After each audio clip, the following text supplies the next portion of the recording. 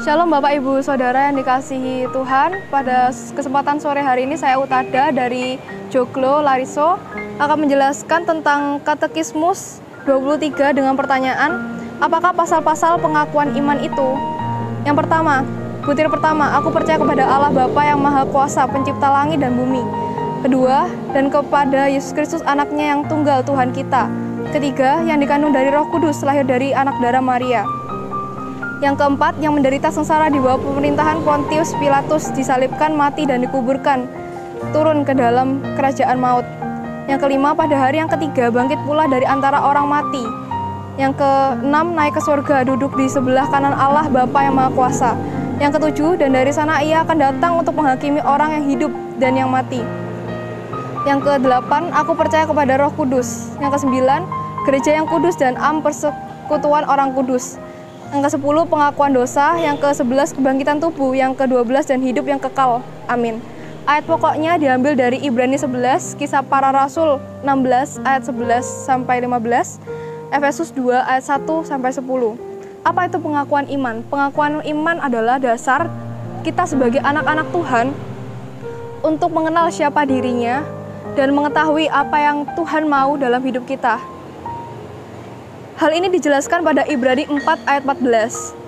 Karena kita sekarang mempunyai imam besar agung yang telah melintasi semua langit, yaitu Yesus, anak Allah. Baiklah kita teguh berpegang pada pengakuan iman kita.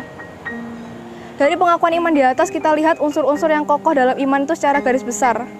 Atas landasan isi yang sudah secara garis besar dikandung dalam pengakuan iman ini, pula kita akan memperdalam makna yang kokoh dalam iman rasuliah secara rinci.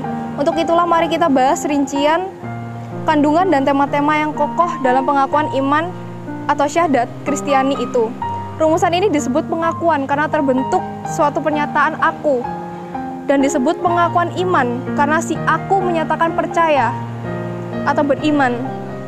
Dalam bahasa Arab disebut syahadat dari kata asyhadu, artinya aku mengaku atau aku bersaksi. Dan orang yang bersaksi atau mengaku ini disebut syahid.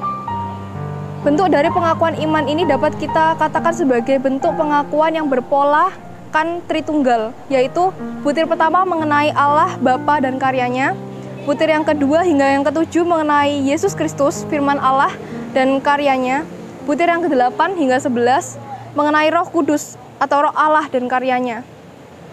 Dengan demikian, pengakuan iman ini adalah pengakuan kepada Allah yang Maha Esa sebagai Bapa, firman-Nya yang kekal Putra, dan Roh-Nya sendiri yang berada di dalam diri Allah, yaitu Roh Kudus.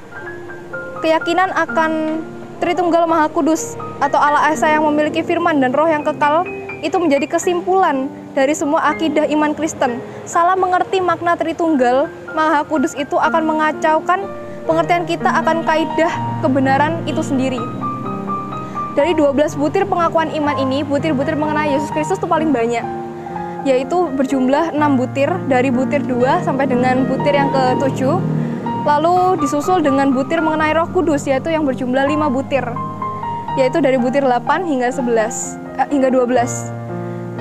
Hal ini menunjukkan sentralitas Yesus Kristus dalam iman Kristen dan pengakuan Roh Kudus dalam pengalaman kehidupan Kristen. Dikatakan pengalaman karena karya Roh Kudus berkaitan langsung dengan eksintesi Kristen, yaitu sakramen, baptisan, gereja, dan kebangkitan, serta kehidupan kekal. Dalam Yesus Kristuslah secara objektif manusia diselamatkan, turun dari surga, menjelma, disalibkan, dikuburkan, bangkit, naik ke surga, dan datang untuk yang kedua kalinya.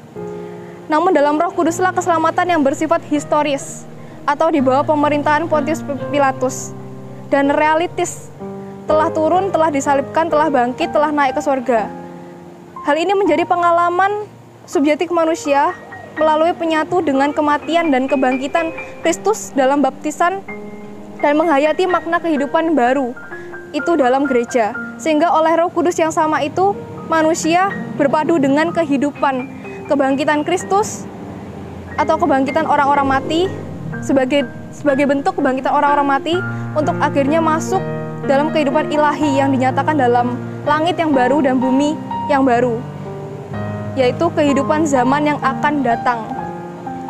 Kesimpulan, maka dari itu sebuah doktrin atau dasar pengajaran menjadi suatu yang penting untuk dimiliki oleh anak-anak Tuhan, agar anak-anak Tuhan tahu mana ajaran yang benar, yang sehat dan tidak terombang-ambing dengan berbagai pengajaran yang ada dan berbagai di kolong langit ini. Sekian dan terima kasih. God bless you.